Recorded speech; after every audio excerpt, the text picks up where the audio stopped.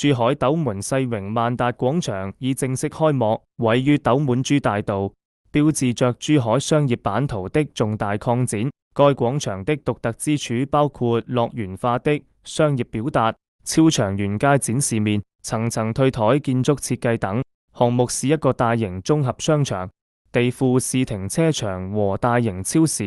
一層有品牌首飾、運動休閒、咖啡、茶餐廳、輕食餐等；二層有青少年潮玩、電玩遊戲、各款餐廳、自助餐、親子玩樂區等；三層有文化書店、兒童活動區，有各式各樣的多元化餐廳，如粵菜、湘菜、日本、韓式、港式和意大利等；四層有大型電影院、特色餐飲店、多款品牌餐廳食肆等。商場還有戶外園林歐，打造綠色生態、自然鬆弛的休閒社交場景，是多元化的打卡地，適合一家大細和青少年消閒食飯的好去處。